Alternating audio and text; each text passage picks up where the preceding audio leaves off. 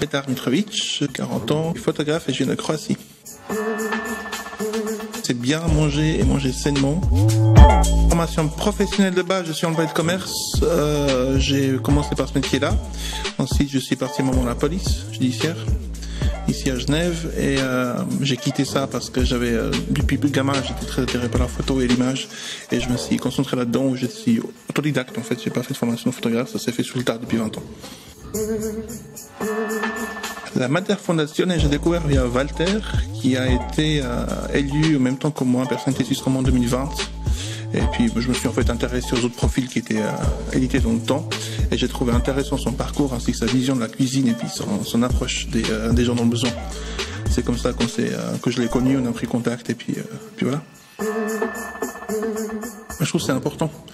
Dans une époque où je parle du pays ici en Suisse où peu de choses sont gratuites et offertes, c'est important qu'il y ait encore ce genre d'actes et d'actions parce que les gens ont besoin, il y a un grand besoin, je pense que la période de Covid en ce moment-là l'a bien démontré et si on ne le fait pas, personne ne le fera. Moi en tout cas, c'est un besoin que j'ai qui est là depuis que je suis gamin, donc toujours un geste bénévole par-ci par-là, ça fait, en tout cas moi ça fait du bien. C'est relax.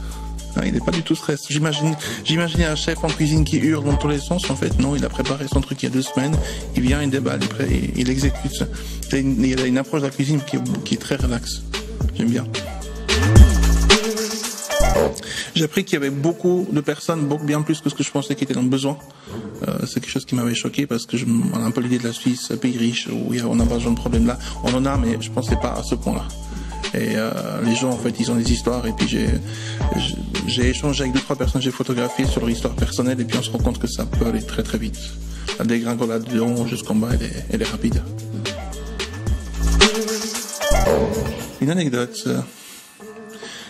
Pas vraiment en fait, j'étais un peu en mode observateur, j'étais là pour faire des photos, je les ai un peu observés dans ce qu'ils faisaient, je suis en train de réfléchir en fait, si j'ai des anecdotes croustillantes à partager avec vous sur Walter. J'attends toujours son repas. C'est pas une anecdote ça. On devait se voir, ça c'est toujours pas fait parce qu'on court comme des tarés. L'anecdote elle est plutôt, je pense, avec des personnes qui habitent dans l'hôtel. À l'hôtel Belle Espérance, j'ai rencontré en fait des personnes qui vivaient, qui ont partagé un petit peu leur vécu. Et il y avait une dame qui tournait beaucoup autour dans le sens de pas être prise en photo. Elle se trouvait toujours dans mon dos en disant non, je veux pas être prise en photo. Et finalement, c'est une des premières qui a, quand elle a vu ce que je faisais, elle est venue vers moi, elle a regardé et fait ah mais finalement j'accepte. Parce que le regard n'est pas aussi franc que ce qu'elle pensait. Et elle a accepté, puis c'est une de celles que j'ai mis en photo sur la semaine que j'ai partagée. Et là, on est passé en fait du moment où elle a partagé, où elle était très fermée, jusqu'au moment où elle a partagé un petit peu tout son vécu, toute sa vie, d'où elle vient, pourquoi elle est là, et puis pas d'avenir en fait, tout simplement. C'est plutôt là que j'aime bien le travail de la cuisine, là c'est plutôt mon aspect à moi, mon côté accro là, à la nourriture qui a aimé ça, mais j'ai bien aimé aussi l'échange humain qu'on a fait à l'étage là, oui, ça c'était, ça a duré 3-4 heures, je me suis un petit peu assis avec eux, discuter, et puis le temps que la confiance se fasse, et puis qu'ils acceptent que je vienne avec mon gros objectif, les prendre en photo. J'en ai plein, je vais en choisir un. Plusieurs. Je travaille sur mon premier livre, qui est un livre sur le compte et préjugés. Ça prend pas mal de temps, c'est le premier livre, il y a beaucoup de choses à régler à ce niveau-là, il faut que ça sorte pour une certaine date, on se demande à quel moment c'est le meilleur moment, et je dois partir dès que le déconfinement sera un petit peu plus light, faire un reportage à Gaza. Ça représente un espoir pour des personnes qui n'ont pas de quoi s'acheter à manger. La base que chaque humain devrait avoir, c'est la nourriture, de pouvoir se nourrir. Et c'est un espoir d'une jeunesse, parce que Walter n'est pas tout vieux.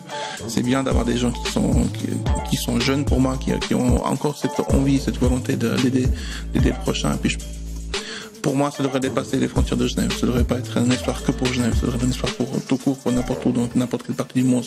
On devrait avoir ce genre d'actions qui sont sincères, qui sont pas intéressées, ce qui est le cas de la Mater Foundation.